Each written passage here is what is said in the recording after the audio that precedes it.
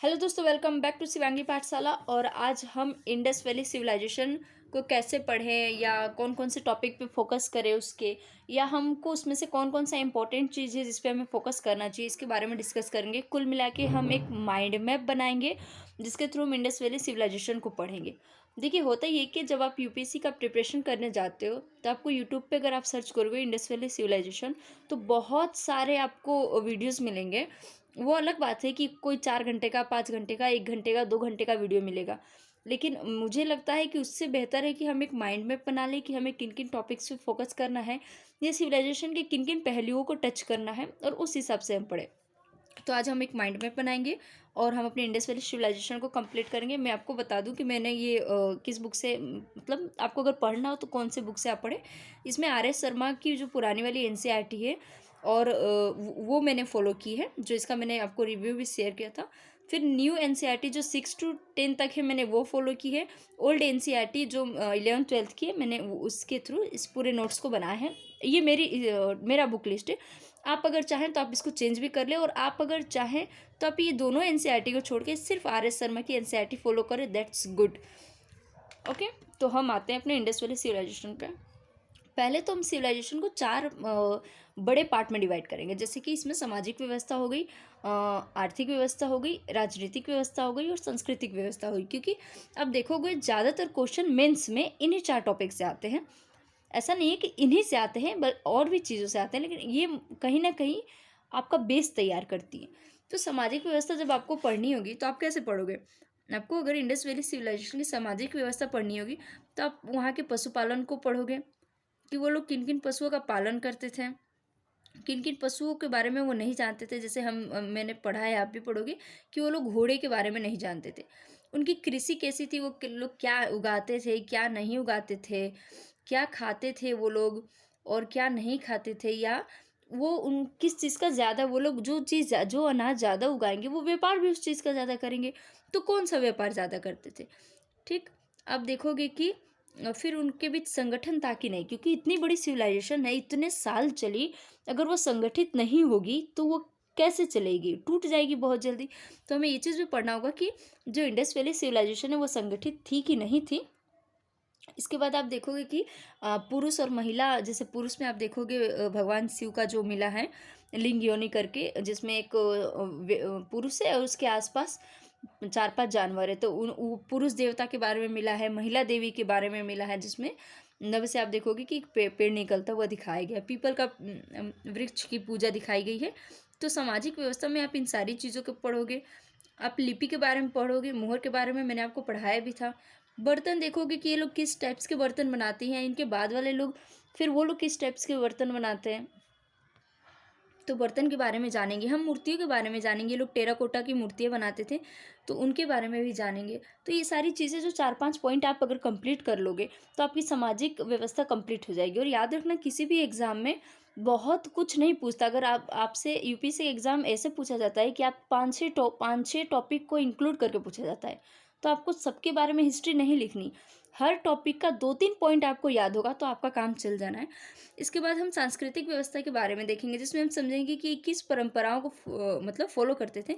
जैसे कि ये लोग मरने के बाद क्या करते थे, जलाते भी थे। बहुत जगह ये लोग मरने के बाद गाड़ते भी थे। यहाँ तक कि ये लोग मानते थे कि मरने के बाद एक और जीवन है, तो इन लोगों ने सामान भी बहुत जगह रखा। तो जैसे बुरजहोम का हमने पढ़ा था, कश्मीर का। फिर ये किस परंपरा को मानते थे, यहाँ तक कि जहाँ तक अभी तक जितने सबूत मिले हैं उसके हिसाब से ये लोग प्रकृति की पूजा करते थे। ताबीज़ भी हम देखेंगे कि हाँ, ये लोग ताबीज़ रखते थे।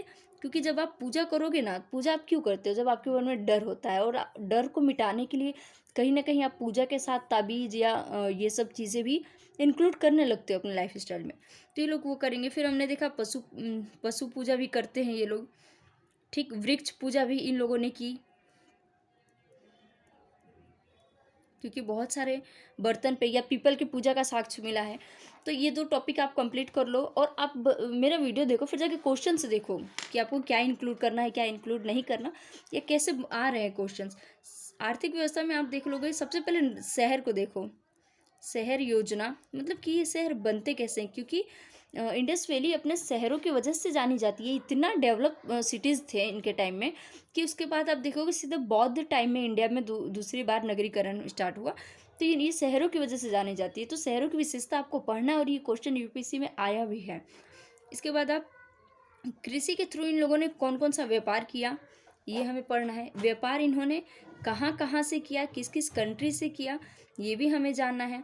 कारीगर और शिल्प, ये कौन कौन सा शिल्प का वो काम करते थे, जैसे कि मनके बनाते थे, घड़े बनाते थे। और व्यापार के बारे में भी हमें देखना, हमें ये भी फोकस करना है कि ये लोग व्यापार किस किस कंट्री से करते थे और किस किस कंट्री से होके जाते थे, ठीक। और किस किस चीज़ का व्यापार करते थे। मापतोल ये लोग जो इस्तेमाल करते थे 16 का गुना, जो आज भी इंडिया में इस्तेमाल होता है। मैंने और ये कहा ना आपको व्यापारिक शहर के बारे में तो आपको पढ़ना ही है, क्योंकि मेंस में भी पूछा जाता है और पीटी में भी पूछा जाता है। इसके बाद आपका राजनीतिक जीवन में आप देखोगे इनके कि ये लोग देखोगे कि आप ये लोग बहुत ही संगठित थे। चाहे आप इनका समाज देख लो या शहर देख लो, उतनी बड़ी कॉलोनी कौन बसा सकता था। अगर ये लोग संगठित नहीं होते या कोई इनको कंट्रोल नहीं करता तो कैसे थे। तो माना जाता है कि मुखिया तो थे या राजा थे, कोई ना कोई तो था। कि नहीं था इसके साक्ष्य हालांकि मिले नहीं हैं। और अगर नहीं था तो शहर को नियोजित कौन करता था, और अगर था तो फिर उसके साक्ष्य क्यों नहीं मिले। चाहे आप देखोगे मोहनजोदड़ो में स्नानागार मिला है, अगर पंडित नहीं थे तो स्नानागार किस चीज़ के लिए, मतलब कौन सा धार्मिक अनुष्ठान होता था कि स्नानागार बनाए गए। फिर आप देखोगे कि स्नानागार तो मिला है लेकिन पंडित का साक्ष्य नहीं मिला, मंदिर नहीं मिले। तो ये सारी चीज़ें आपको पढ़नी है, इन टॉपिक्स के थ्रू आपको समझनी है। ये हमारा 4 इंपॉर्टेंट पार्ट्स था। इसके बाद जो छोटा छोटा पार्ट है उसको समझेंगे। आपको हड़प्पा सभ्यता पढ़ने में सबसे पहले आपको स्टार्ट करना है परिचय से। हड़प्पा सभ्यता का परिचय किस एज का था, जैसे मैंने यहाँ पे लिखा है कांस्ययुगीन सभ्यता। कांस्ययुगीन सभ्यता था। अच्छा, इसके नामकरण में किस किस लोगों ने क्या क्या कहा है, या इसका नाम हड़प्पा या सिंधु ही क्यों पड़ा, ये चीज़ आपको पूरा इंट्रोडक्शन लेना है कि किस एज का था, इस टाइम में किस टाइप की बर्तनें थी, किस उसने इतिहासकार ने क्या कहा इस सभ्यता के बारे में, ठीक। उसके बाद इसकी उत्पत्ति पे आपको डिस्कस करना है। जब वो आप पढ़ोगे ना कि किस इतिहासकार ने क्या कहा, तो आपका ये उत्पत्ति वाला पोर्शन कंप्लीट हो जाएगा। फिर आपको एक और चीज़ पढ़ने में आपको ये भी ध्यान में रखना है कि कहाँ से क्या मिला। ये चीज़ें आपको दिमाग में रख के चलनी है, क्योंकि आप ये नहीं रखोगे तो आपके पीटी के क्वेश्चंस नहीं बनेंगे। फिर जो ये सब आपको अलग से नहीं पढ़ना, जब आप अपना पूरा ये बनाओगे, नोट्स को कंप्लीट करोगे तो हो जाएगा। लेकिन फिर भी जो ज़्यादा इंपॉर्टेंट चीज़ें वो ये 2 हैं आपके दिमाग में होनी चाहिए, क्योंकि क्वेश्चन्स आते हैं इनसे। इसको बाद में समझेंगे। इसके बाद आते हैं, अब आप पूछोगे इसको करंट से कैसे रिलेट करें, लेकिन करना पड़ता है। मान लेते हैं अभी गवर्नमेंट ने कुछ ऐलान किया कि अच्छा हम हड़प्पा की इस स्थल पे और काम करेंगे या और काम करना चाहते हैं, या वर्ल्ड के किसी बहुत बड़े इतिहासकार ने उस स्थल के बारे में कुछ लिखा या उस सिविलाइजेशन के बारे में लिखा, तो वो आ जाता है आपके एग्जाम में। जैसे कि यूपीएससी में धोलावीरा के बारे में क्वेश्चन आ गए, क्योंकि धोलावीरा उस साल काफ़ी चर्चा में था। तो ये चीज़ें आपको पढ़नी है। करंट में जो भी सिटीज़ आप जैसे करंट कंप्लीट करोगे ना तो ये कंप्लीट हो जाएगा। फिर इस सभ्यता का अंत कैसे हुआ, और इस सभ्यता के अंत के बारे में किस इतिहासकार ने क्या कहा। याद रखना, ये क्वेश्चन हजारों बार आ चुका है। और ये मेंस का पॉइंट है कि जब नए लोगों का आगमन होता है तो इस सभ्यता पे क्या असर पड़ता है। जब नए लोग आएंगे, वैदिक लोग आएंगे, तो इस सभ्यता पे क्या असर पड़ेगा। कि ये सारे वैदिक हो जाएंगे, या ये लोग हिंदू हो जाएंगे, या ये लोग अभी भी कहीं ना कहीं एग्जिस्ट करते हैं। ये सारी चीज़ें आप पढ़ोगे। रामशरण सर ने ये बहुत अच्छे से कंप्लीट किया है। इसके बाद एक बहुत इंपॉर्टेंट क्वेश्चन, क्या हड़प्पाई मतलब हड़प्पाई कौन थे। ये लोग वैदिक थे, कुछ लोग कहते हैं ये लोग आर्य थे, कुछ लोग कहते हैं कि नहीं ये लोग नागा लोग थे, कुछ लोग कहते हैं नहीं ये लोग आदिवासी थे। तो ये इस टॉपिक को भी आपको काफ़ी उस अच्छे से कंप्लीट करना।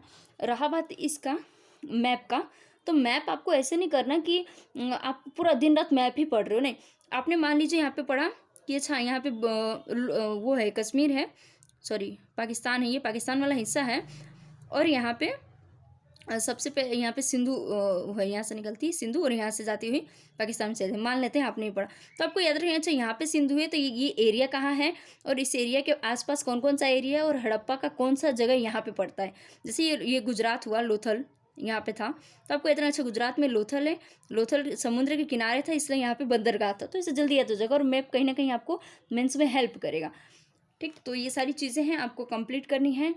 शॉर्ट नोट्स बनाइएगा, और जो चीज़ समझ में नहीं आया उसके लिए नीचे कमेंट कीजिएगा। मिलते हैं नेक्स्ट लेक्चर में। Thank you. जय हिंद। मेरे चैनल को सब्सक्राइब कीजिए, लाइक कीजिए और शेयर कीजिए।